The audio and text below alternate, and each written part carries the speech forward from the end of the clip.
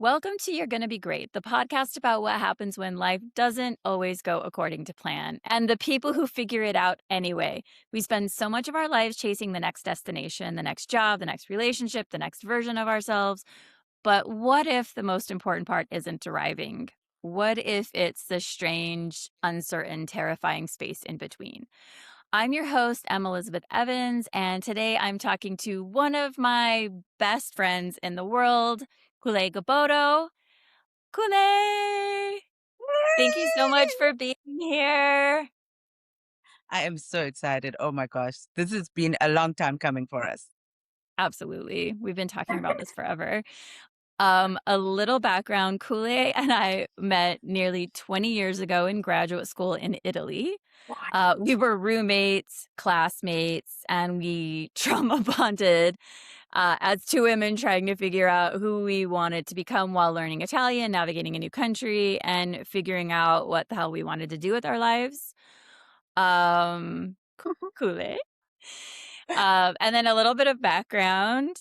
Since Italy, she's become an internationally recognized artist, filmmaker, and creative producer. She helped build Brainbow into one of South Africa's most respected production companies before making the extraordinary and difficult decision to walk away. Thank you. Oh my goodness.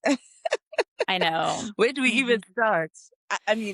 So I remember the day that we met, first of all, because it Uh-huh. was your birthday. I had just Uh-huh. landed. I think all of us had just landed on that Yep. day. Yeah, I just landed, and this whirlwind of like black hair just comes in. Hi guys, hey everybody, and then you were out. I'm like, how does this person even know people in Italy? I thought we were all, rookies in the game. Not Misty Evans, not a rookie in the game, and that started our beautiful, sisterhood, love affair, twin flamehood together as like you said, that we were both trying to figure out who we were. I had just turned Mm-hmm. 25, and for some reason, in when a woman turns 25, it's just like something cracks open, and I was just like spiraling in different ways. The reason why I moved to Italy in the first place was that Mm-hmm. I realized that as a filmmaker, I couldn't really call myself a storyteller if the only stories I could tell were immersed in my own environment. And so I was like, I need to be like in an environment that's completely different from, South Africa, and see where I land and see what happens. And so a lot of getting lost, which was a beautiful unfolding then of, okay, now that I'm lost, now that I don't have my normal markers of my identity, who am I? What am I about? And it was such a beautiful experience because that's when I realized how important culture actually is. I had taken the fact that I'm a Xhosa woman for granted, or it wasn't really part of my artistic practice until then, because I missed Mm-hmm. home so much. A lot of my culture ended up in my work. Hence, I was Yeah, teaching you it guys. did. I suppose teaching you guys Xhosa was just Mm-hmm. a way of grounding myself Mm-hmm. in a new environment. And so, Mm-hmm. yes, it was beautiful. We were making art, but we were becoming what we were becoming. We All of us had no idea. So I think that was Yeah. the first real liminal space that I think we all found ourselves immersed in. Well, I think that's what was the most interesting is that we met in a transitional space. We were in a new place, in a new culture. All of us were going through huge life changes. It's so funny, your story about how we met, because I just remember walking into the living room and meeting all of you, and you had braids at the time, and you had golden braids that matched this yellow dress you were wearing, and you were stunning. And also so little. I just remember you sitting on the couch and your feet didn't touch. and you were kicking your feet, and you just had this, like, you're just so gorgeous and glowing, and you have this big, bright smile, and I was like, "Okay, I'm gonna love her." And then, yes, I was like, "Who wants to drink? It's my birthday." And then you guys were like, "Fuck you, bitch. We are jet lagged." And then I just tornadoed out of the house because neurodivergent as hell. But yeah, and then we became very, very fast friends. And also, how interesting was it that, like, we were just also thrown into living together? So we're in these big transitional spaces. There's 5 women in one apartment, and we're just, like, adjusting to so much, but I think because of that, like, I just think there's something really magical about studying abroad because Mm, it gives you permission for reinvention that you just don't get at home. Like, yes. you are just Then. in this new space surrounded by new people, and you have this ability to just go, "Who do I want to be?" and start Mhm. tinkering with that and create that person, which Mm, I thought, like, looking back, at the time, it was just really hard, and we were all struggling and having the time of our lives at the same time, but looking back, I'm like, that was such a gift. Like, it was mm, such a gift that we had at that age, you know? yes. No, literally so formative, so Mhm. foundational to the people we ended up, becoming because we had that opportunity to just not throw caution to the wind, but we were able to put down, I mean, we Sometimes. won't go into the many cautions that were thrown in the wind, but we were able to not be someone's daughter, not be someone's sister, not be someone's something, Yes, and just figure out and kind of mosaic yourself into something new. It was a time of living in paradox, really, in also and in two things being true and very confusing, but being very clear at the same time about what you want and what you don't want. Beautiful, beautiful gift. absolutely. So, what do you remember most about that version of yourself? That version of myself, she really wanted to belong. And I think she had to learn really fast that you have to belong to yourself first. I think especially because I was an African surrounded by Americans and then also surrounded by Europeans, it became very clear that the shape of the belonging that I want, I have to be the one who decides. I can't let that be something that is decided on an external level. And so I remember, yeah, being lost, like lost in having to now, okay, I don't have my mom as a mirror or my siblings as a mirror or my friends from film school as a mirror and having to wipe my own mirror then and look at the girl that's looking back at me and saying, yeah, I think I want to get to know you.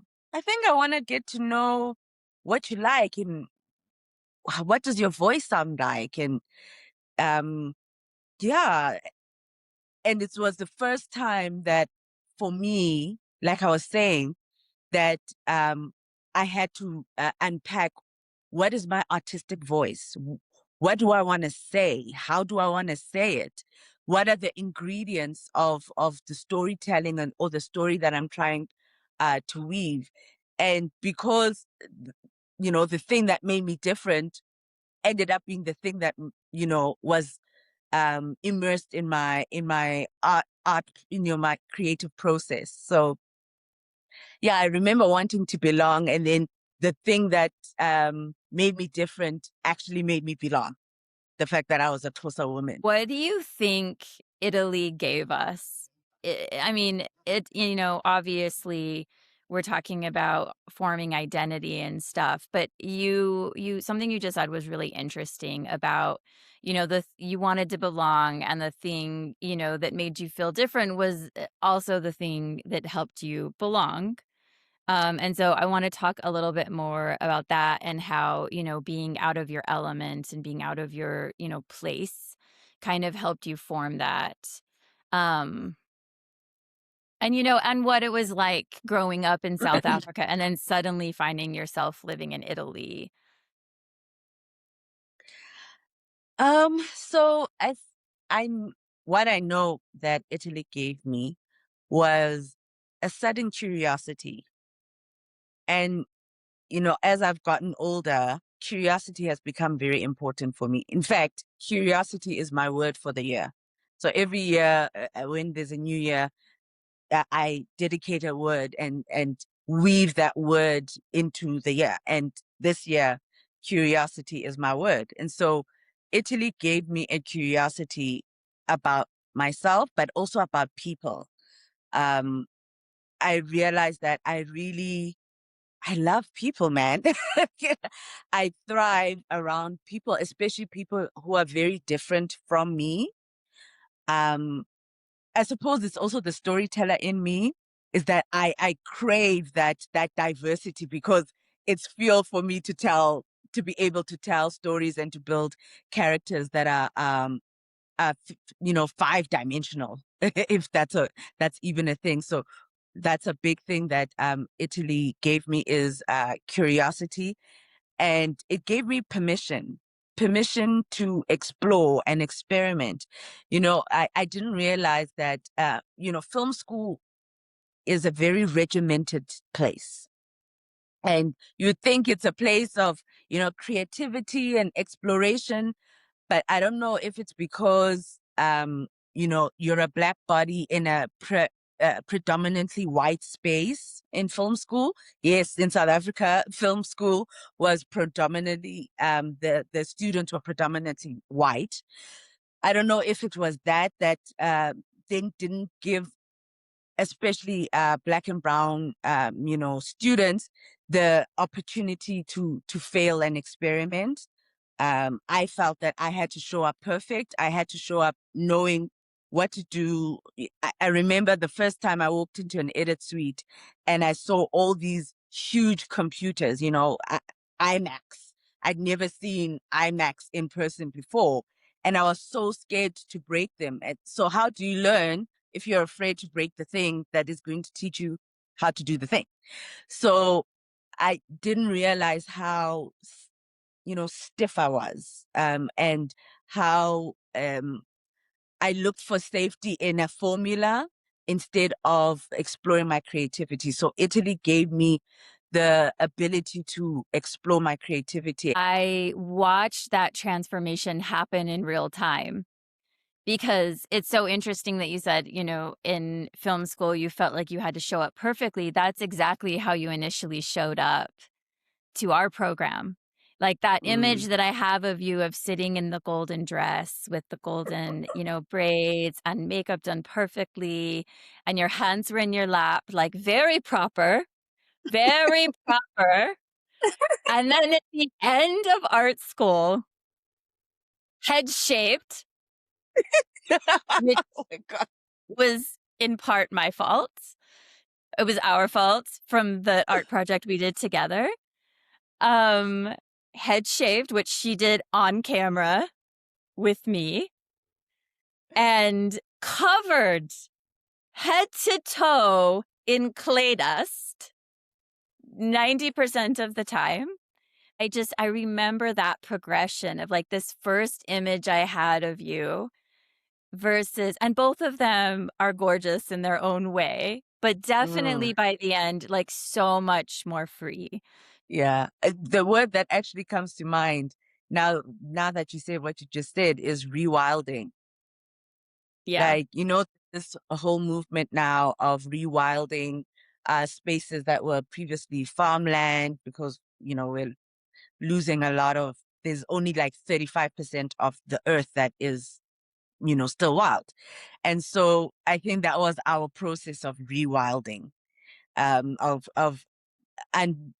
putting down all the things that made us, polite and proper and good Christian girls, on my side, because I grew up in a very Christian background. Like pastors, Yeah. Levites, like seriously religious background. So yeah, I take that as a time of a sacred time of rewilding.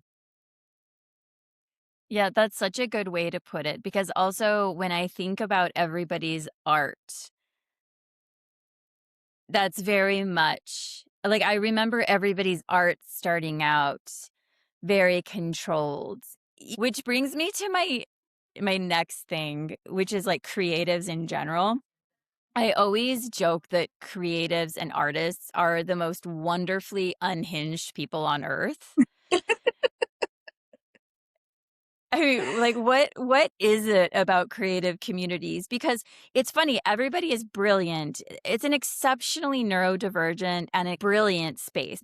It's just like everything goes. There's permission to do all things. Mm. And like, what do you think it is about creative communities that kind of creates that? Do you think it's because artists give themselves permission to become different people more often? So I remember when I was creating this hero's journey self-love course with someone else, and I was reading up a lot about the hero's journey, and one of the Mm. books that James Cameron, one of somewhere there, where he was talking about the hero's journey taken from Jung, and he talked about how in in a lot of native cultures, in fact, all of our native cultures from our very origins as human beings, is that the shaman and the artist were usually the same person. So the person that got received the songs, the person that painted on the caves, the person that received the dance moves was also the healer of the community. And so I don't think that just because now we've moved away from that way of life, that initial thread that you know brings us all together as artists ever really left us. In South Africa, a traditional healer is called a sangoma, and that's directly translated to the one who has the song. Ubungoma is the way of the song. That's not by accident that the traditional healer is the one who carries the song. So yeah, I think that's why. And I think that's why then a lot of us are neurodivergent. We have to be because of the work that we have to carry out. We have to extend ways of thought. We have to push against um, institutions or things that we've built that are no longer serving us. Yeah, like a I very remember. unique perspective on the world. That's for sure true. Often a very critical perspective of the world, made beautiful with art. And your art is heavily influenced by your culture.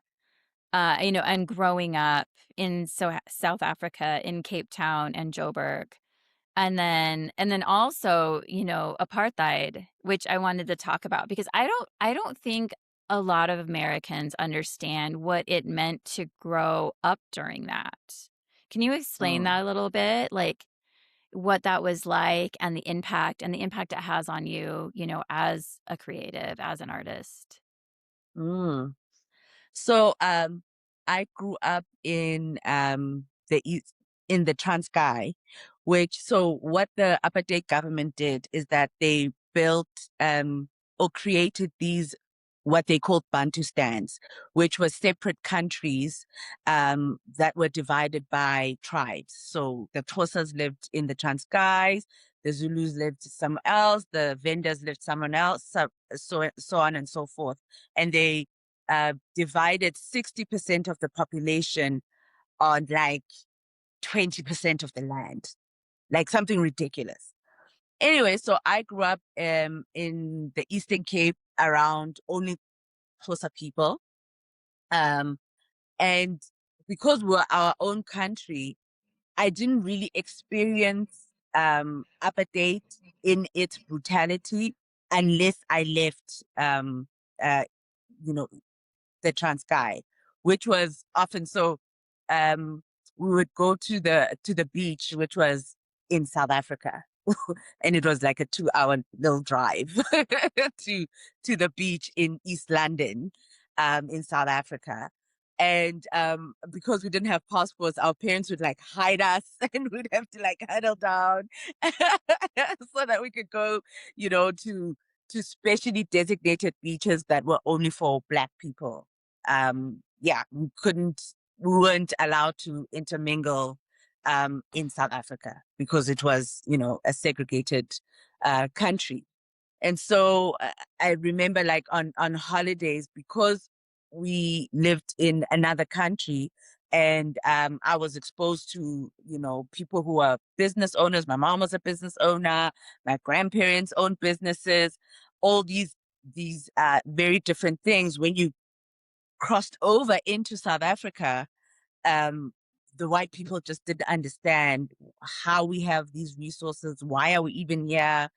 I remember we went to this one place called Margate, and we were in the shopping mall, and all the eyes. I must have been like 12 at the time, and we were the only Black family in the whole entire mall. The only other Black people were, workers, and so every person just kept looking at us like, why are you not at work? Why are you just milling around the mall like they with the rest of us? This is very strange. And I Mm. remember our parents were like, okay, guys can walk around and whatever the case is. And at the time, it was what's it called? People had matriculated, so they had finished high school basically. So there's usually like these vacation celebrations that happen. So obviously on the beach, it's full of all these young people, and we were walking, and this group of young boys approaches us. These white boys approaches us, and then they spat on us, and I was just so like, what the hell just happened, and I just remember, I'm sure they were kind of drunk, just laughing their heads off and, in their beach towels, walking off. It was really, really scary. It was what you would expect from a space, even in the Transkei though. White people were treated differently. I remember my mom telling me that when we had to go to the dentist, we had to use a different entrance from the white customers. And because my name is Chule, they go, no, I'm not calling you Chule, I'm calling you Betty. they, they they just do that. White people are just like, I'm not gonna bother to remember your name. I'm gonna rename you Sue or whatever is easiest for me to remember. Anyway, so apartheid then ends, and then in 1994, and then in 1997 we moved to Johannesburg, which is like, you know a business hub here in South Africa. And it was a huge culture shock because then was in a it was the first time I was in a school. So Model C schools were previously white only schools that then transitioned into integrated schools. And again, found myself as one of the few in a sea of white, of white people. And our generation, actually, funnily enough, is called transition kids because we were coming of age as the country was transitioning from apartheid into democracy. And so what that has then allowed for me as an artist is that I'm able to um, be in a lot of worlds at the same time, because you go from being immersed in your culture into your culture. You're not even allowed to speak Xhosa at school because people are like, we don't want you talking about us behind your back. Like, dude, relax. We're not even talking about you. We're just talking. And so it allowed me to be very, what's the word? Able to contain a lot in very little, if that makes sense. Because here I'm a Xhosa girl, and then here I'm a Model C, student, bumping against, and my school was a Christian school, and so I was bumping against racism, but I didn't understand that that was racism because I'm like, but Auntie Jenny is a Christian, so she can't be racist. Even though she just told my mom that she should she's wasting her money on educating me and that in grade 9 I should just do a secretary course and drop out of school. Yeah. Like, no, I don't No, know what thank she you. meant, but so yeah, I think it made me a very observant, multi-layered artist because I had to navigate so many spaces. But then at the same time, I learned how to fold myself a bit, a lot, not a bit, a lot as a survival mechanism. Um, and it's taking time to undo the having to fold and contain your too muchness. I'm I'm not laughing at this because all of this is traumatic. I'm laughing at the, one, the code switching that you're referring to. You are Mhm. incredible at code switching. Like, you can be 10 different people. I mean, you're always yourself, but 10 different people within one conversation. And I relate to that. I relate to that because, I grew up in a very divided family. Like, the socioeconomic class was very divided. I mean, you know my family well. It's very dramatically different.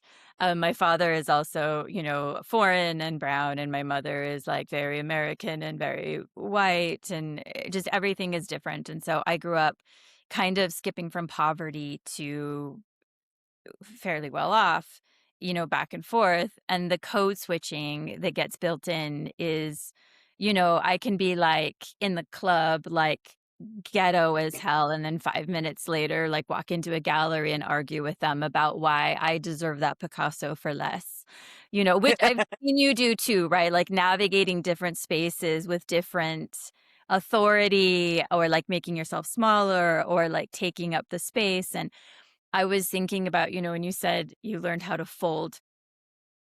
I can cut this out if you don't want this recorded, but I'm just remembering us at the restaurant and that older gentleman who turned around and told you to be quiet. Do you Do remember? you want the story? Yes, So, that I was so proud. I was like a proud sister. I was like, "Get him." so, and this is the beauty of what Italy also, allowed and gave me a lot. So we're Mhm. sitting, we're young people, we're slightly tipsy, okay, Little bit. but good time. And first, so it's an older gentleman, and he's sitting with his family, and he keeps like darting his eyes in our direction. Eventually, he can't hold himself. And I think he was American, eh? Yeah. Was he American? Yeah. He eventually is like, shut up. And I can't really remember, but I got up and I was like, F you, Colonel Sanders.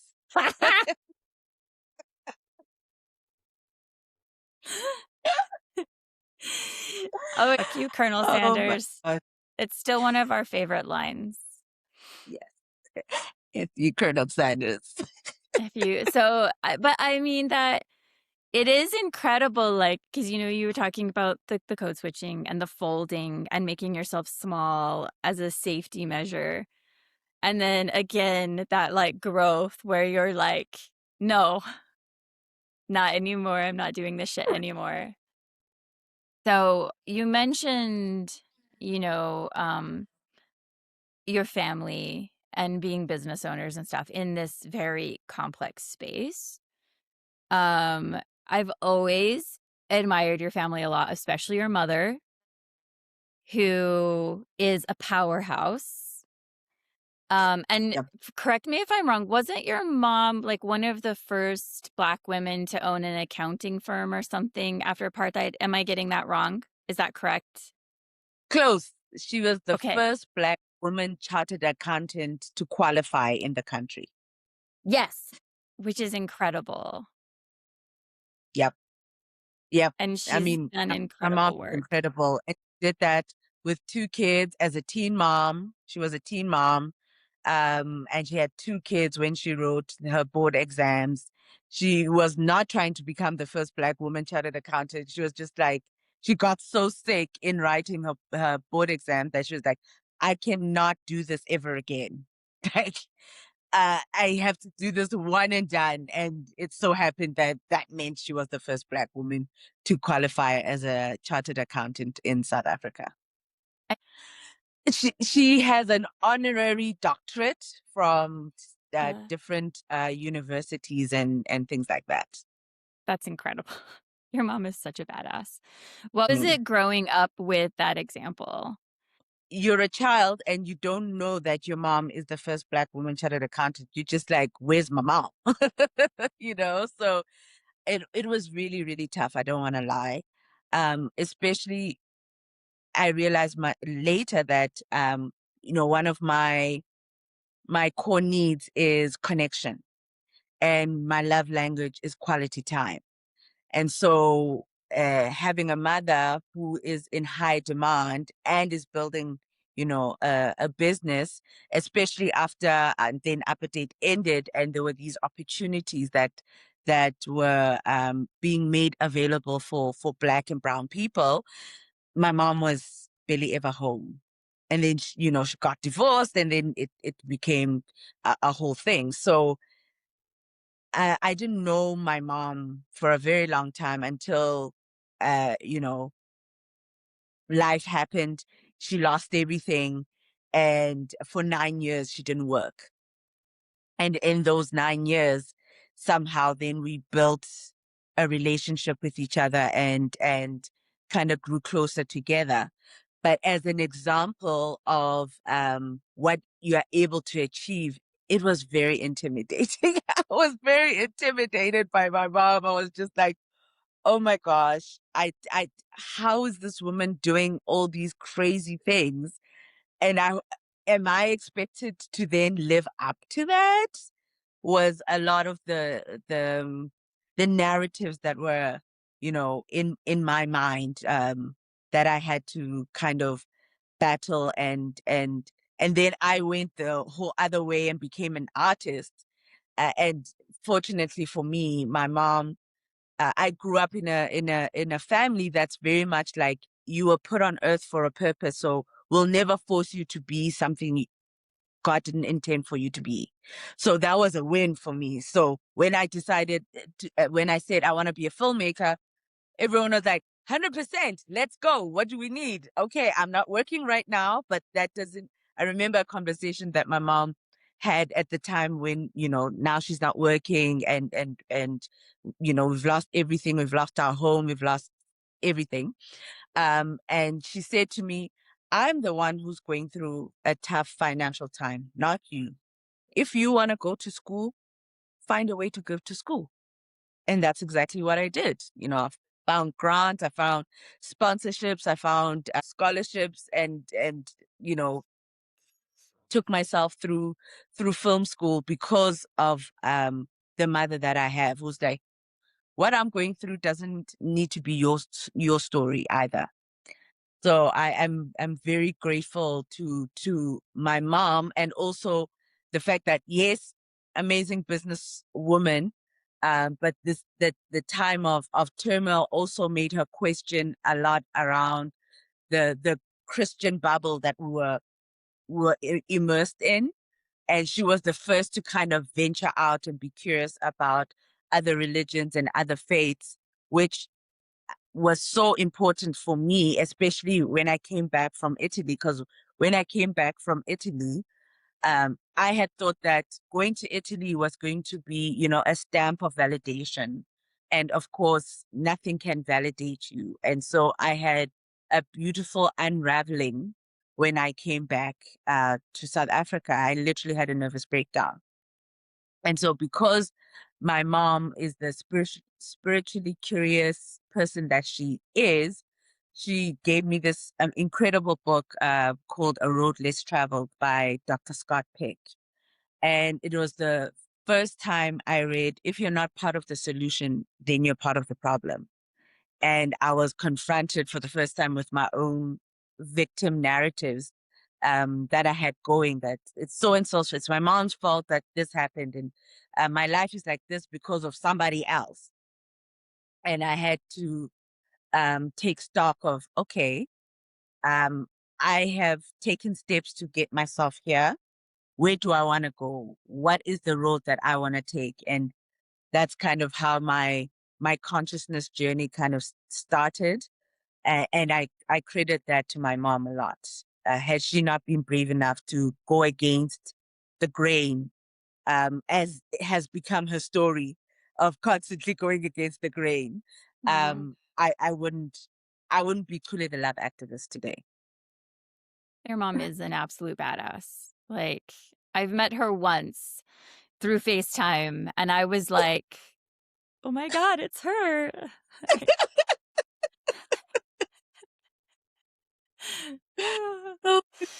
Incredible. I feel like most of us returned to our homeland and had breakdowns. I think there's a reason. I Right? think that we had gone abroad, we had grown, and then when we came home, you're trying to piece together who you became with who you were, and it's Mm, very complicated. It's like you're joining two people together, two halves of a whole, two selves. It's like this, you're like a vase, and then the vase gets shattered and rebuilt, and you're just trying to put all the shards back where they go. And it's like a very important, very painful process, which I feel like is a lot of transitional phases, right? But mm, I feel like most of us did that in one form or another. I mean, I didn't, and that's why I'm on Prozac now. And then and Adderall. Honestly, best decisions I've ever made. So you mm. went back to Joburg and you helped build something really incredible. Like you talk about, the love activist stuff and Brainbow, that's where you guys started your production company. Can you talk about that a little bit? Like going and like building all of that and building your love activist stuff and explain what that is. As yeah, so it's so beautiful because at the time when I came back from Italy, some of my friends had just come back from a year of teaching in South Korea. Mm. So when I came back, they had started this thing called the 48-hour film project, which was something they did when they were in South Korea. It's a time film competition where you have to make a movie from script to screen in just 48 hours. Literally crazy. And for them, it was such a beautiful opportunity to keep up their film skills, but it ignited a, it sparked a lot in the fact that there were, I think at the time, 120 cities participating, and I don't know in how many countries, but there wasn't Mhm. one African city participating Really? at the time, not one. Shame. So this is also, let me give you a backdrop. This is now 2010. We are hosting the World Cup, the first African country to host the World Cup ever. So I Mm. came back to a whirlwind, literally, of like everyone from all over the world is in South Africa, and Yeah. we're hosting and we're partying and, I'd hear Italians and be like, ah, my baby, I miss you. Oh my God. So and hosting the World Cup opened the world to us. They finally, we felt very seen. And I think that gave us a big dose of courage, because apparently, according to the guys in headquarters in Washington, we weren't the first South Africans to try to host the 48-hour film project. Um, People who are far more established than we were. I mean, we weren't even a company at the time when when we asked to license the 48-hour film project, and they just gave it to these four Black girls who, young ladies. And I remember at our first meet and greet that we hosted, and my directing lecturer is sitting in this hall with a lot of industry people, and it's an event that we put together, to the point where someone asked, a white guy asked us, so where is your guys' boss? Like, Sir. you- these are the bosses. So whatever question you have, we can answer them. Yeah, the 48, having to host the 48-hour film project and put it together made all of us really, really brave and really, really audacious. And um, it's been the hallmark of my career that doing something for the first time is not scary, because I've had to do things for the first time over and over and over and over again. So, yeah, 48-hour film project was an incredible gift that helped us to be able to build a business. I mean, at the heart of it, we are creative. So we got tired of watching others create, and we decided after 3 years that it's someone else's turn to. We're handing over the baton for someone else to build spaces. But I will say that it was or that was the first time that the inclusion bug bit me, because of the fact that the gatekeepers of the film industry were white men. It was important for us to create a space for Black and Brown creatives to be able to tell their stories. And so we hosted like free filmmaking workshops in underserved communities all over the country. And that's not, so the 48-hour film project doesn't give you, headquarters doesn't give you any money. You have to do all the fundraising yourself. So we fundraised for that to be able to travel from community to community in an attempt to level the playing field from our own experience as transition kids and being one of few Black students in film school, which became really important as we started to build our business. Then we became a production company, uh, did some stuff for other big production companies, but again, still didn't have ownership over the storytelling piece. And so Brainbow ended up having many careers, to the point where Brainbow ended up is that we became an Ubuntu inclusion storytelling agency, which was inspired by, or was a response to 2020. We all remember the wonderful dumpster fire that was 2020. Um, and, along with the pandemic that we were all facing, all the other pandemics also propped up in terms of the social pandemics that we had been able to ignore. So movements like Time's Up, Black Lives Matter, all these different social justice movements um, galvanized in us that we need to be part of the solution. So while that was happening, and while Brainbow was then evolving to become this DEI storytelling agency, I then also was evolving on a personal level. So at this point, I had been on a consciousness journey for about 10 years, yeah, since Mm-hmm. 2010. Yeah. And I've been calling myself Chule the Love activist for about 7 years at that point.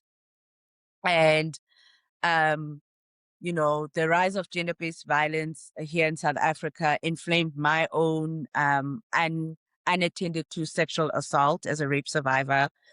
Uh, Having to homeschool Malibongwe, my daughter, inflamed all the microaggressions that I experienced in a Model C school, having to fold yourself in an environment that was not prepared for, Black bodies. And I just had a day of complete overwhelm. And I was like, this is all too much. Oh, and I had like 3 deaths back to back, 3 COVID deaths back to back in 1 week. And I was like, Mhm. fuck, enough. What the hell is going on? Yeah. And I heard this voice say, you I'm like, what do I do now? What do I do with all of this, you know? And I heard a voice say, self-soothe. I'm like, nigga, bitch, say something that makes sense. Like, what do you mean self-soothe? Makes And sense. um the the energy and vigor that you give to other people's things. At the time, I was also grieving a really big failure. I had shot a pilot with a client who I used to go to film school with, who were in the same class, and it was a dismal failure. And I poured my whole heart and soul into this thing, and it just didn't see the light of day. And so that's what they were referring to that by the energy that you are so happy to give to other people's creative brain babies. It's time that you internalize that and give it to Chule first. Mhm. And that's how Conversations with a Love Activist was born. You know, when you hear Oprah say, "I used to have low self-esteem," you're like, girl, I don't believe you. I wish I would have seen you in the mud with us trying to figure it out. And so my guide said, then you be the one in the mud trying to figure it out. You be the one to showcase that healing is not a linear rainbow hero's journey. It's a spaghetti thing that goes like this, you Spaghetti. know, and so I've always loved literally. that about you. You're very open about pitfalls, you know, and very like you were good natured about it and a good like you let yourself grieve and be sad. And then it's like almost like, you know, I'm allowing myself 72 hours to be very sad about this. And I'm going to talk about how shitty it is. And I'm going to talk about how heartbroken I am. And then I will be done. And then I will move on with my life and I will do the new things. Um, can you talk more about like failing up and like the love activist stuff and like describe more what that means. So, in my consciousness journey, or journey of my own internal hero's journey, one of the biggest uh, books that impacted me was A Return to Love by Mary Ann Williamson. And A Return to Love is a reflection on A Course in Miracles, which is a 365-day course on inner peace, on achieving inner peace. And at the center of A Return to Love is that what we are made of, what we come from is love. Our source is love, and what we are is love. And we are interconnected, and we are one.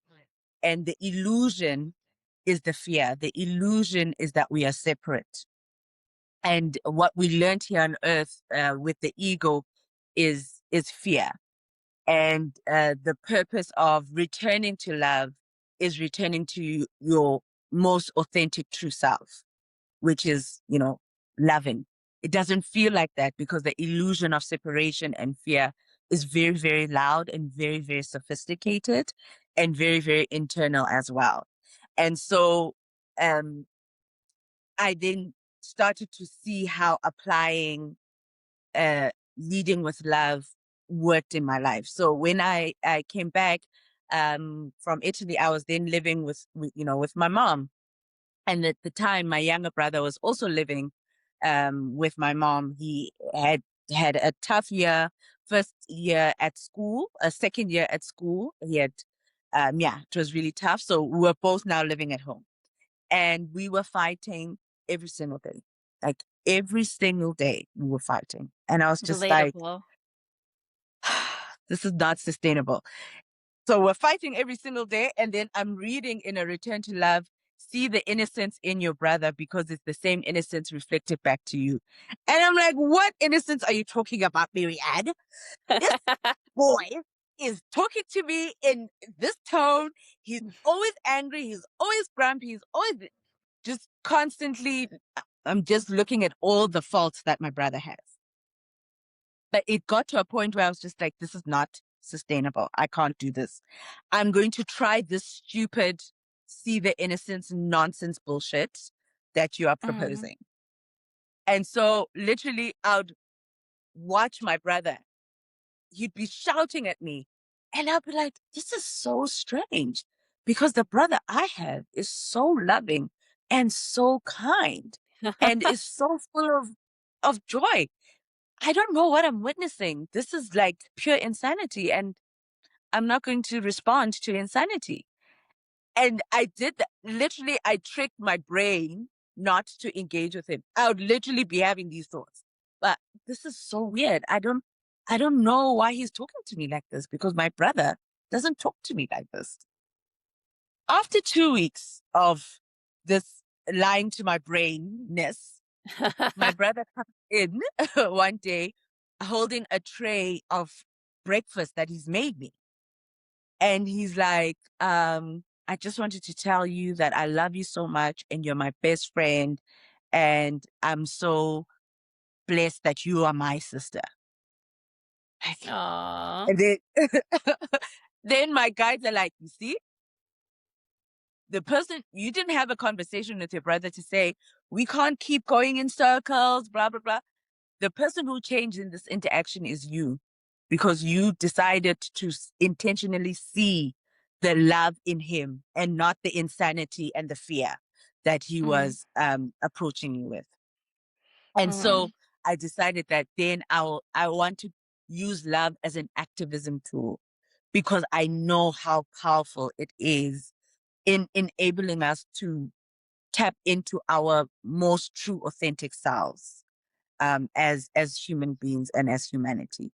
So that's Mhm. how I became Chule the Love Activist. So Ubuntu is a Bantu philosophy. So Bantu people come all the way from Central Africa, and we moved. There was basically a huge migration that happened thousands of years ago, where we then ended up all the way in the south. And so we're one of the biggest language groups on the continent as Bantu people. So it's a Bantu philosophy that says, I am because you are. And that's what I grew up knowing Ubuntu as. But what then, these wisdom keepers taught us is that true Ubuntu is I am because of all that is. I'm interconnected, interrelated, interdependent on trees, people, even the technologies that we create, and ideologies that we come up with. That the Ntu part of Ubuntu is a suffix indicating life force or consciousness. So Umtu is a person imbued with consciousness and life force. But there's different kinds of Mtus. There's Hantu, which is the consciousness and the life force behind time and space. So that's our seasons, that's our um, past, present, and future. All of those are imbued with life force. Kantu, where nature and the things we create sits. But funny enough, and I have to mention this, trees don't fall under Kantu with the rest of nature. Trees fall under Bantu with people because in a lot of indigenous cultures, we use trees as a communication tool. So the roots are our the living dead or our ancestors. The branch, the trunk is us in this time space reality, and the branches are our unborn ancestors.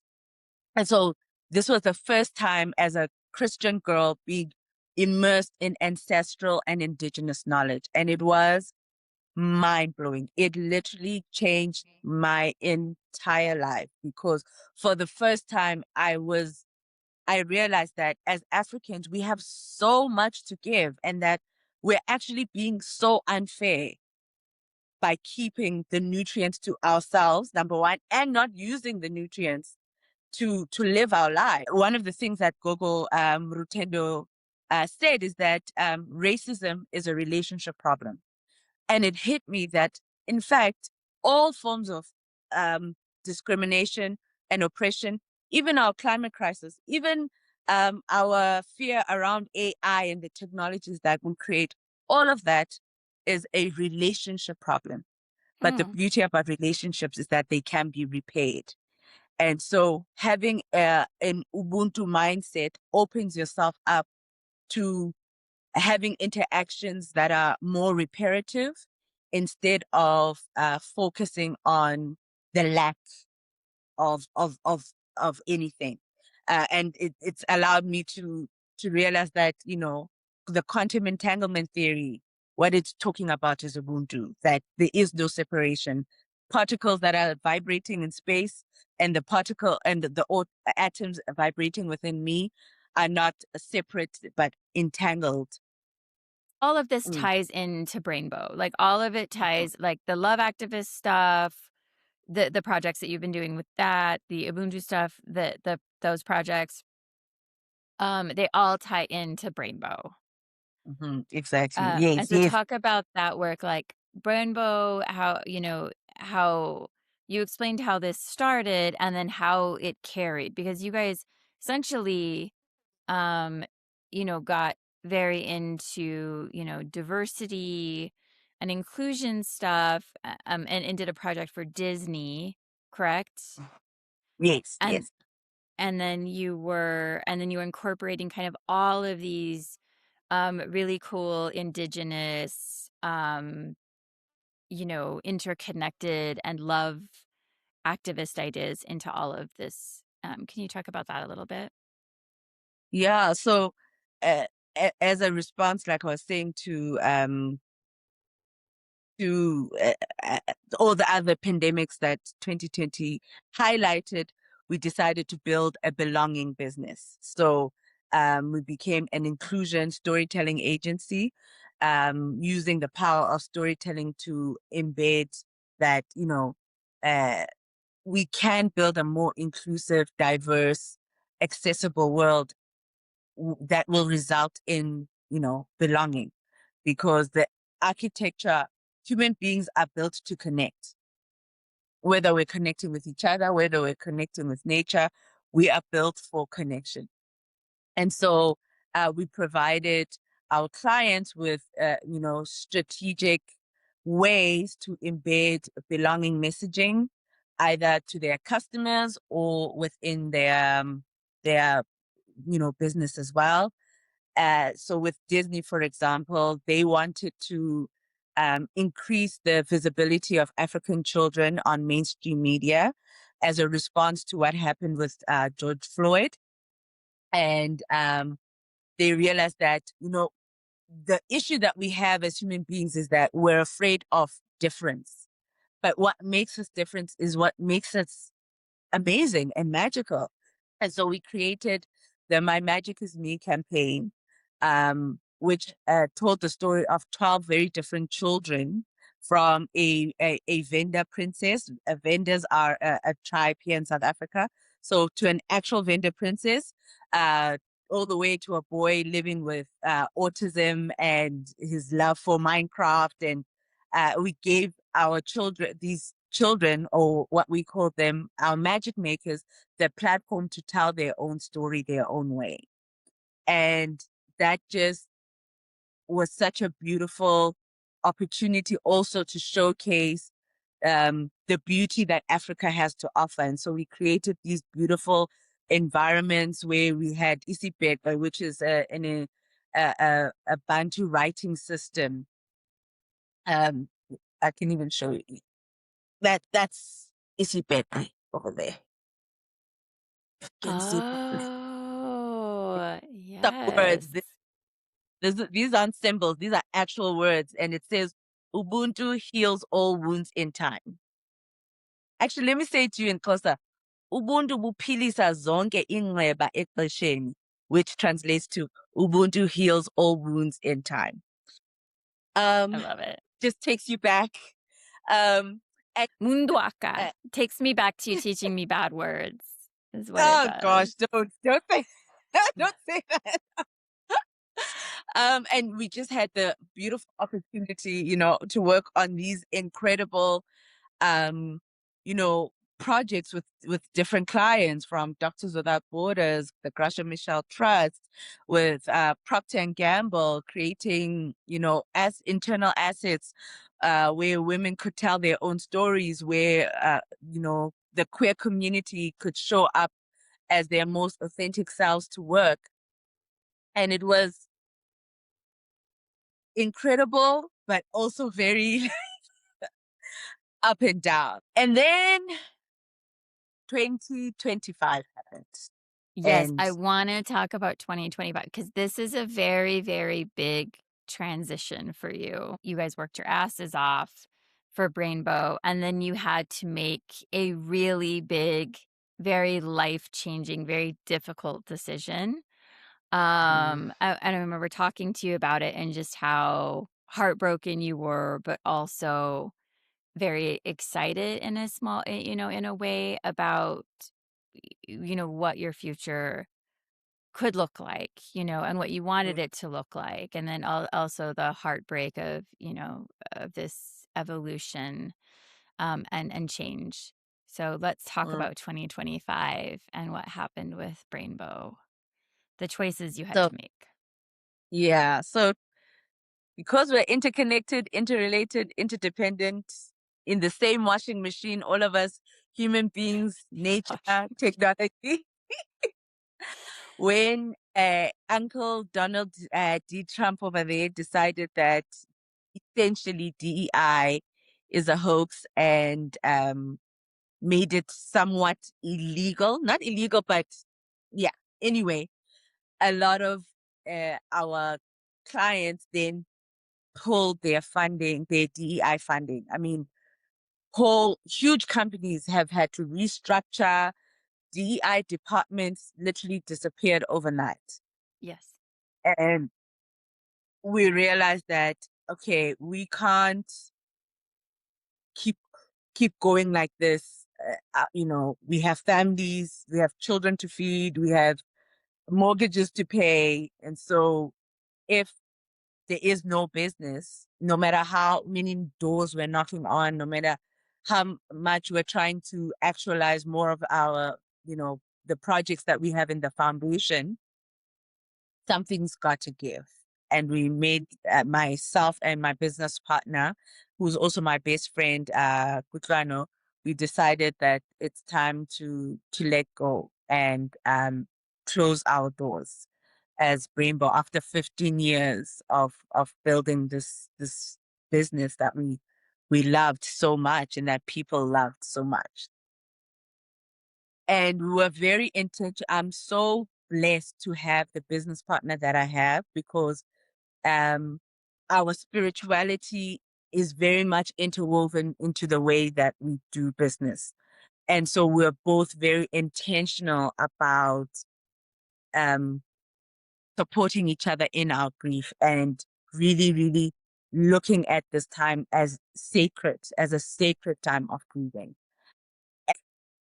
I did a sacred grief course with Gogo Sophia.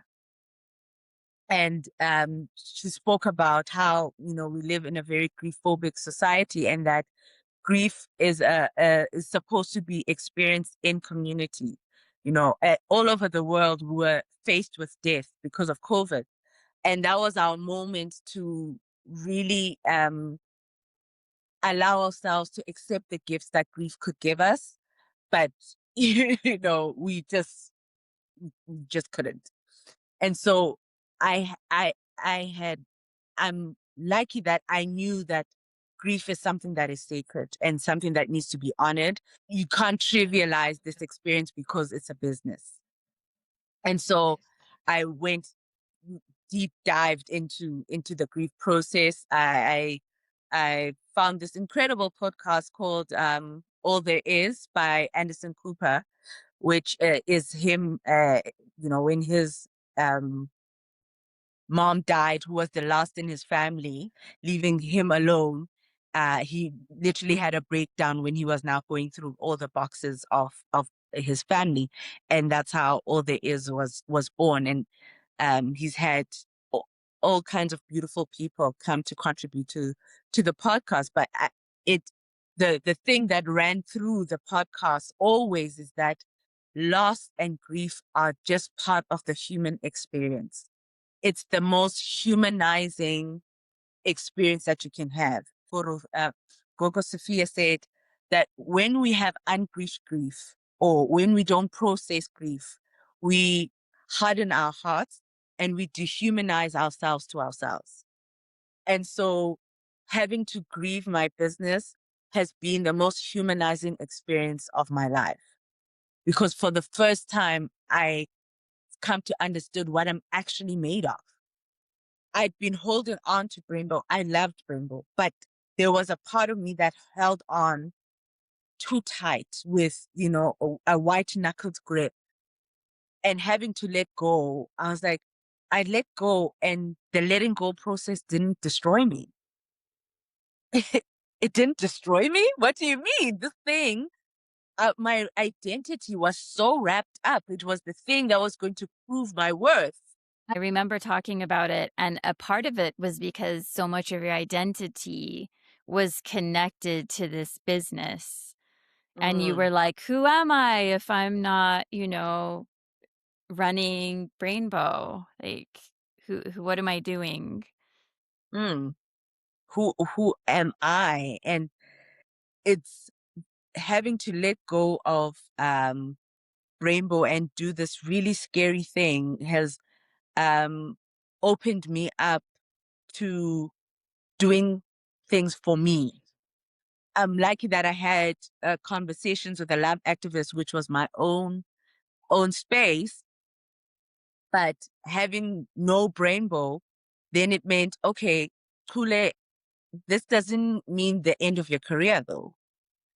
It doesn't mean you're not still tasked to create and contribute the way that you were born to. So what do you want to do? And it's it's been I suppose then that's where the curiosity started to emerge, because the shame, oh my gosh, the shame was so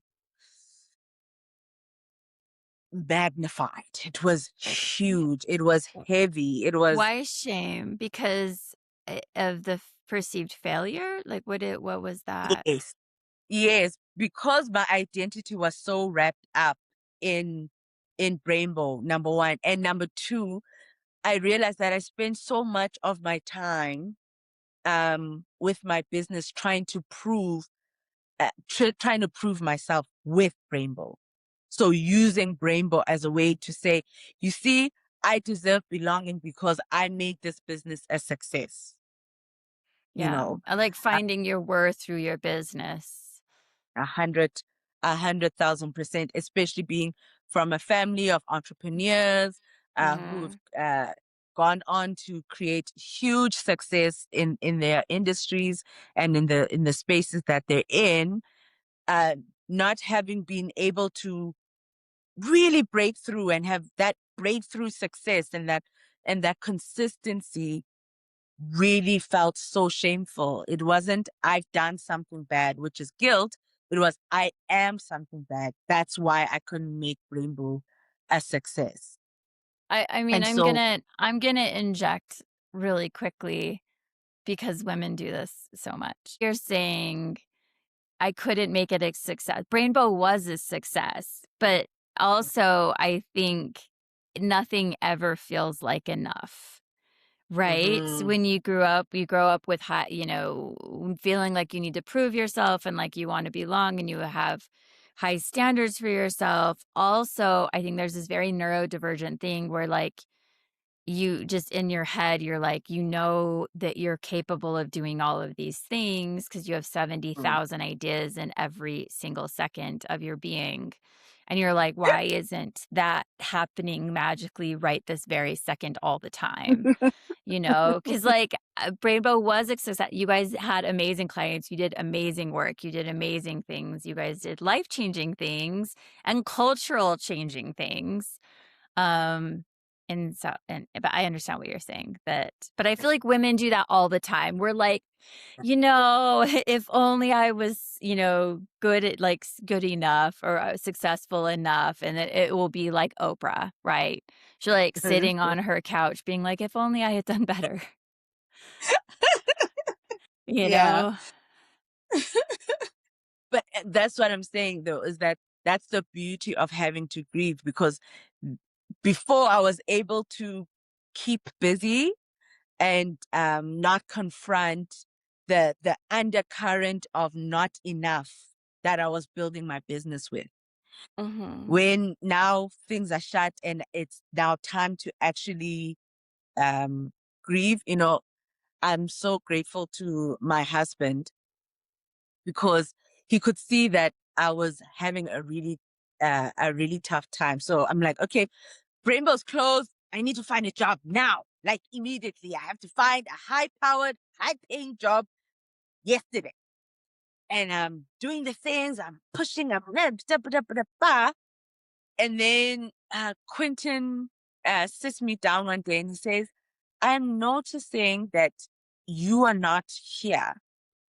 Like there's so many things that are falling apart, like in our home environment, that you're not seeing. And I'm seeing you kind of withdraw more and more and more.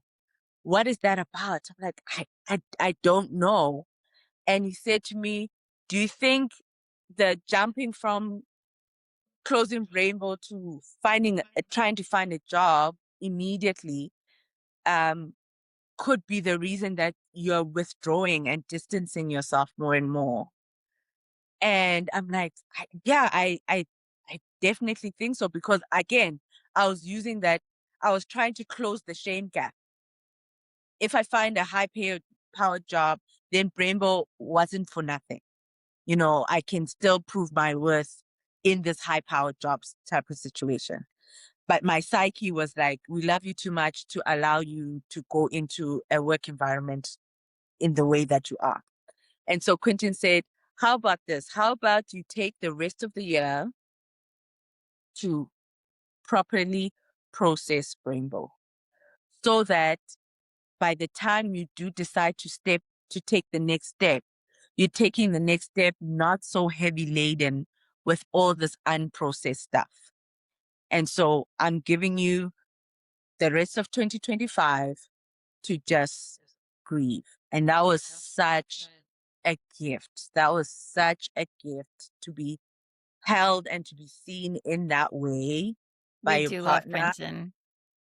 He's And great. I mean, who does that? And so it really um, allowed me to have the energy to, be able to confront the crushing thought of rejection. This is why I say the grieving process is such a sacred process, is that it has allowed me to lean into my values. And so, because I'm curious, I had to ask myself, what do I really value? What are my value? What is my value system?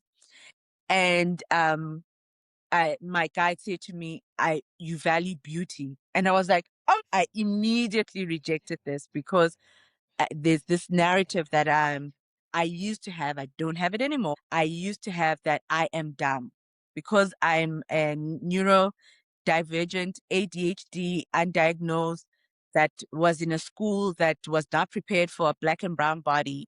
My intelligence was constantly um put in question. And so I developed this thing of I am dumb. And so I have to prove I'm not dumb, which was part of the Brainbow thing that I was trying to do with Brainbow, is prove that I'm not dumb. And so I rejected immediately when my guides told me that beauty is my value. And then my guide said to me, at the time I was doing a refresh on the house, on my house, and my guys were like, "Can you see how excited you are? Just you having to go get different paint colors, how much joy that brings you." So when we say beauty, we're talking about the poetry that has been become important to you in your grieving process. The beauty of the sunset that shifts something in your spirit, in your soul. That's what we mean by beauty, and that you want to create beauty in your life. That's why it's a core value for you to create those D moments that shift the internal architecture and the temperature of who you are. And so this beautiful liminal space I am in has allowed me to relaunch conversations with a love activist in this mind-blowing way that I never would have been brave enough to do like this, and has really been a beautiful gift. So as much as a liminal space, when you're in it, it feels like you're being punched. You literally put in a sack and there's like 15 billion hands just punching you at the same time. When you emerge though on the other side, it's just like, oh, not even emerge, because I am still in it. I still am looking for a job. I'm still having to be really creative and go, okay, while the job thing is not happening, let me do conversations with the love activists, let me consult, let me do all these different innovative ways to bring in an income. Yeah, it's just shown me that I'm made of more stuff than I realized. And I'm much stronger than I give myself credit for. Yes, absolutely. Well, I think also, I mean, we talked about this a little bit when it was happening, but um there is also something scarier about doing something as a group opposed to doing it alone. Like when you're in a group, kind of the wins and the failures they're distributed evenly, right? And so like you're failing together, you're winning together. Um but when you're doing it alone, there's something so much more intimidating about that because it's all on you, which is Mhm. I mean, when I started this podcast, my original intent was to start it with somebody else. And then what happened is that there were a few different times where I thought I had found that other person, but because life's so hard. It just consistently didn't work out. And then I had this moment where I was like, why am I not just doing it? Like, why am I waiting until I find the right person to do it with me? And I think it's because I was scared. I was scared that if I did it by myself, then I would be taking all of the fails. Also, I would be taking all the responsibility. It just felt very overwhelming. And then I had to remind myself, like, I am a person who also fully just got on a plane and moved to a random ass country by myself to live with strangers. And I So, can do really scary things and win, mhm. and I mean, fell a we can lot do on the hard, way. we can do hard things. We can, and we have felled up many, many, many times. And I give this advice to my son all the time because my son is a Capricorn and such an intense perfectionist and very Mm. neurospicy, so he has got that rejection sensitivity. But he I constantly have to tell him, like, "You can't win until you fail." Like, failing is how Mm. you win. Failing is how you get to where you wanna go. If you're not failing, you're not growing, you're not evolving, like, you're not getting anywhere. Mm. And so I'm like, "Why am I not taking my own damn advice?" Like, so what? Like, I'll start it, and if it bombs a million times, it's fine. On a million and one, inevitably something will work if you keep at Yes. it and you keep growing, right? But it's scarier to go out and do things on your own, and I remember us talking about that. You were like, "It's just me." Like, I'm detaching my identity from Brainbow. I'm going into, like, my own stuff. I'm, you know, I'm it's all going to be here, and that's just really exciting and also very intimidating. Even with Mm. art projects, it was always so much no, but, like, even the really intense projects that we did together, it was easier Mm. to do them because we did them together, right? And Yeah. so You know, like when our piece opened the vagina monologues in Florence, like I wasn't nervous at all. Were you? Like I was just like, here we Mm-mm. are, and here's our artwork, and la la la la la, Good. because it was me and you together. You know, we were a team. But if I had done that by myself, I would have probably been hyperventilating. Like I would have been like, Yeah. oh my God, I'm being judged and it's not good enough. And like, it's just, it takes a lot Yeah. to go forth and conquer alone. So I think it's Mm. so brave of you to do that.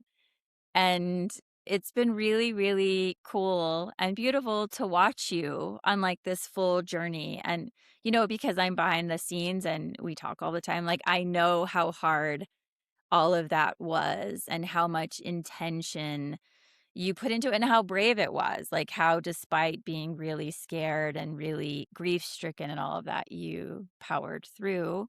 And you're doing this incredible, you know, artwork and raising the cutest kid in the world. Oh my God, I guess she's not a kid anymore. She's a maiden. I made it.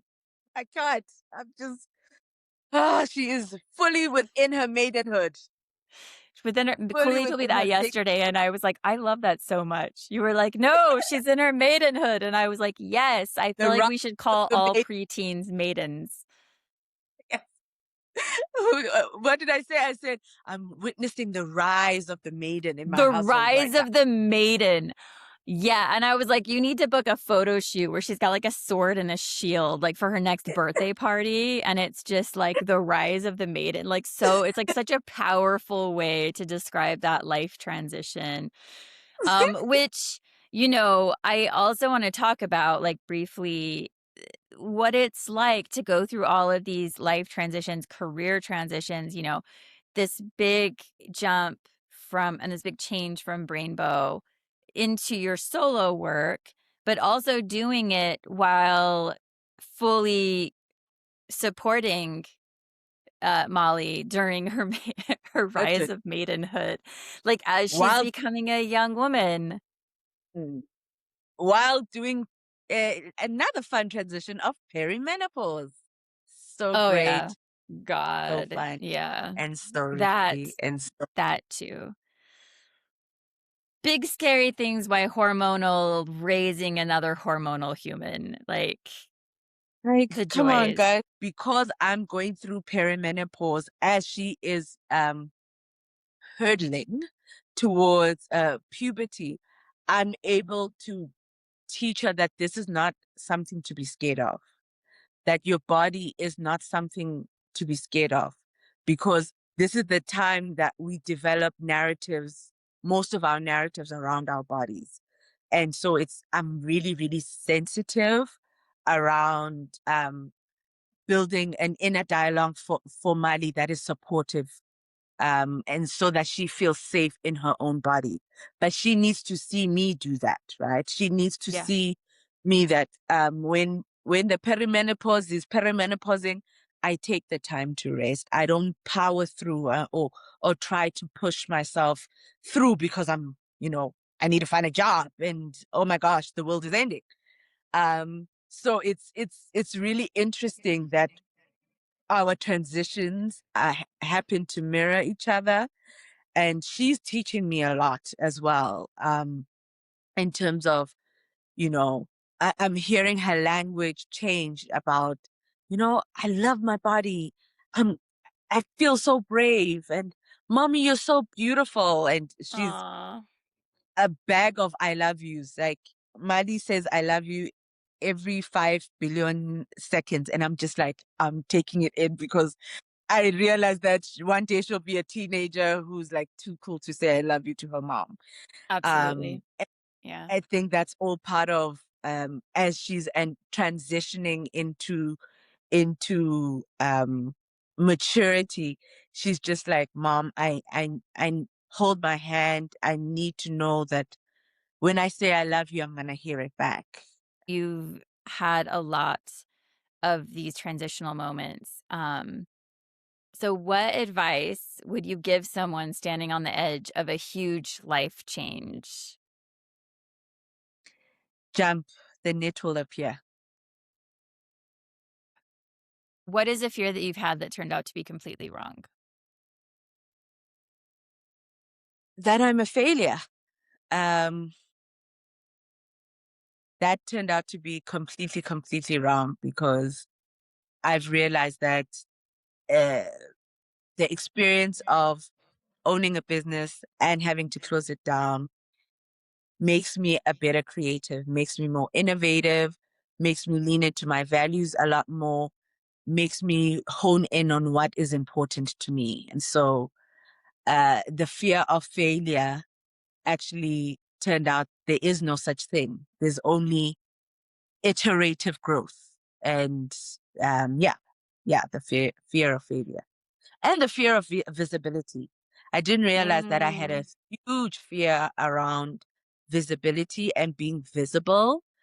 And I won't go into the depths of that because it's actually an ancestral wound that I'm working through, and have doing this Substack and this podcast and seeing how it's growing is allowing me to see that being visible is not unsafe. So yeah, I love those that. are I gave you two fears. Solid. I'm also afraid of being perceived. Um, what which is interesting because my stuff Yes. I've been like very public for like 20 years, right? But Yeah. still it's a huge anxiety of mine. Um, I, fight through it, I guess. I'm telling you, we probably both have the witch hunter's wound. Probably. I'm Yeah. gonna need you to tell me more about that when we wrap this up. But yeah, Yes. probably. That tracks. Yep. Yep. Yep. Uh, okay, what are you reading right now? It better be Fourth Wing. No, I don't know if this counts as reading, but I'm redoing The Artist's Way again, Oh, okay. which Yeah, that counts. that counts, né? That counts, Yeah. which, and this is the third time I'm doing The Artist's Way, but it's the first time I'm doing The Artist's Way without a Brainbow to rescue. And so it's a completely different experience because now it's all about what life am I creating for myself. So it's been mind blowing, rage filled, grief filled, beauty filled. Yeah, I'm on week 7 now. Yeah, I'm on week 7 now, which is all That's about survival and how, you know, we have many creative projects that we didn't actually grieve properly, funnily enough. So I don't see that as a coincidence that the week that I'm in for Artist Way is all about grief and transitioning into a more creative life. yeah. I love that. I love that book. I love that you're doing that. I stand firmly by I need you to read Fourth Wing so that we can at least talk about Shadow Daddies. Um, Shadow Dad. Shadow Daddies. What is inspiring you these days? What is inspiring me these days?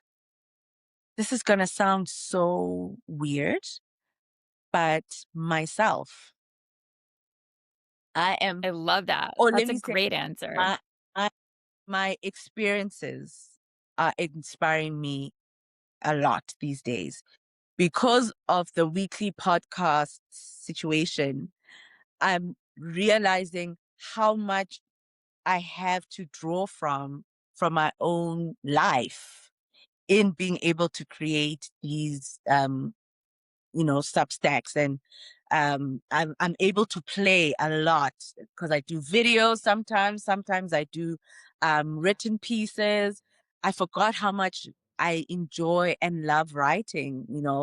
I'm doing a lot of poetry in my Substacks, which is something that I'd never incorporated before, but had become important because of my grieving process. So I'm actually finding a lot of inspiration in my experience And I'm finding a lot of inspiration in Ubuntu.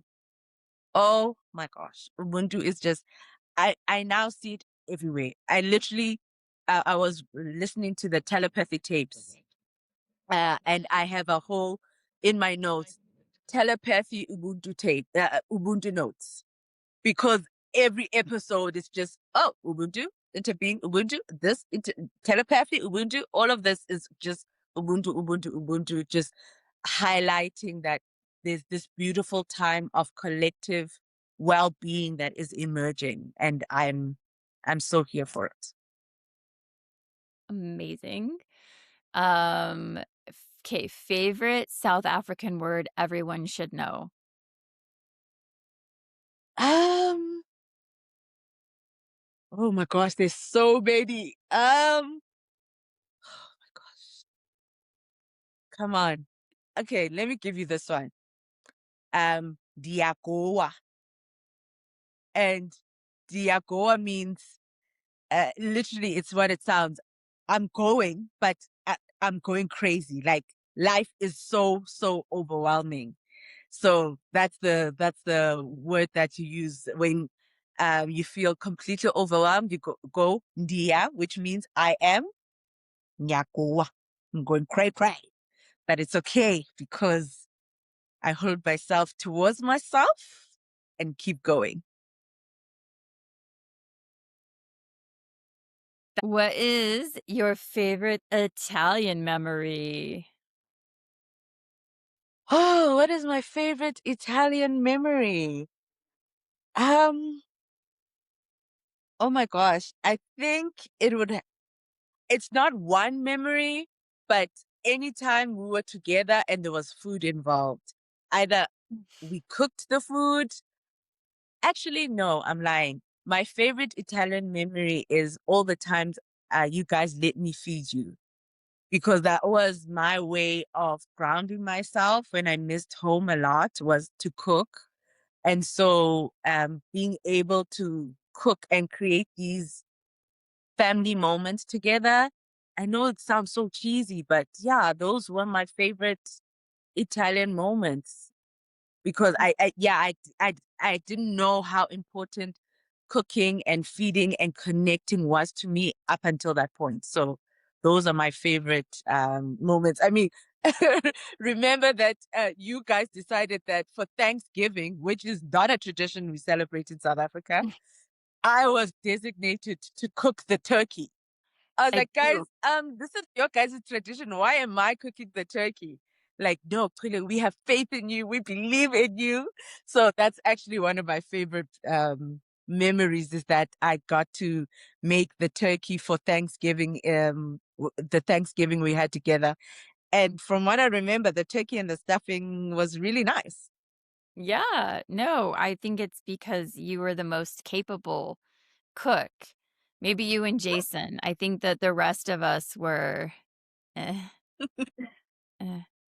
No, I loved Italy family dinners. Like, I loved eating with all of you as well. I feel like that's when we also had some of the best conversations.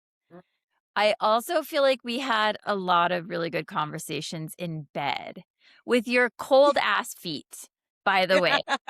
The cold I've never experienced icicle feet like yours, but I just remember, like, we would always, because in the winter, Italy gets very cold because it's so humid, and Mm. nobody turns their heat on because it's so expensive.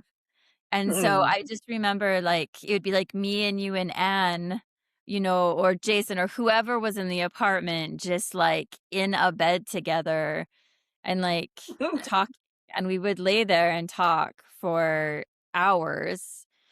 Yeah. Um, and it was always super nice. Um, Yeah. oh my god. And then that one time we had to drive up a mountain, that's probably my other favorite memory. Do you Oh, remember? yeah. That was terrifying. Tranquilo, ragazzi, tranquilo. Like, don't tell us to relax. We're gonna fall off this marble mountain in a breath. He's like, hardly anyone knew how to drive a stick. We're driving literally up the side of a mountain in rental cars, And the person in charge of our program, his advice was, "You won't roll down the hill, you won't roll down the mountain as long as you just gun it." So, Uh, like, the advice was just pedal to the metal, straight up the side of the mountain, you'll probably all survive. And then we got up there and it was gorgeous. It was I think somebody it was an artist's home.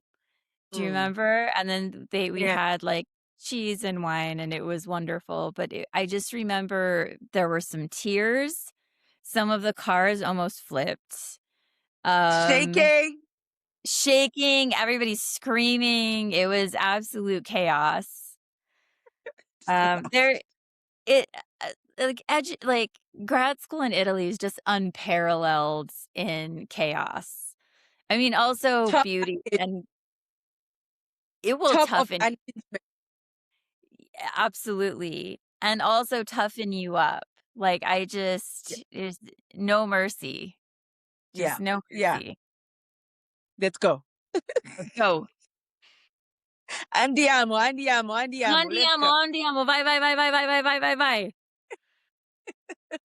Okay, what is something that you're this is, my last question, but what is something that you're the most excited about in this next chapter? Um, I'm excited to offer my love activism to see how that's going to evolve. Um, Now I'm in conversations with like women-centric brands about bringing self-love and Ubuntu in the workplace. That's something I would have never imagined conversations with a love activist evolving into, doing retreats, having these beautiful self-love storytelling experiences that I can craft and create. So I'm excited to see that unfold, and also to see, my guides told me the other day that my self-love, my love activism is actually my art. That it's not a separate thing to my creativity, and that um helping people cultivate their own inner altars is creative work, is the work of a Yeah. shaman, or what do they call it? Not somatic arts. I forgot the word now. There's a fancy word for it. For infusing your spirituality into your creative process. So I'm excited to see where this is go. I'm having really cool, fun conversations because of Ubuntu and because of self-love. So yeah, I'm excited about that. I'm really excited about all of that too. Can you tell everybody where they can follow your work, where they can find you on Substack, where they can find you online in general, and follow along on this awesome journey? Yeah. So on all my social media platforms, so Substack, Instagram, and TikTok. You can find me on Convo with a Love Activist. I'm the only Convo with a Love Activist on the planet Earth, so I'm not hard to find. So yeah, Mic drop. Convo with Boom. Activist, I will pop up. You'll see this cute little round face. I love it. I love mic drop. Goulet, thank you so much for coming on today. Every time I talk to you, I'm reminded that life isn't something we build once, it's something we remake again and again and again and again. Painfully and joyfully sometimes. I think so many women are standing in that uncomfortable space right now. Maybe they're leaving a career, maybe they're ending a marriage. If today's conversation reminded you of someone, send them this episode, and you can follow Kule and her work at Convo with a Love Activist, as she already said. And you can follow You're Gonna Be Great on Substack, Instagram, and wherever you listen to podcasts. Until next time, wherever you are in the story, you're gonna be great. Cha-ching!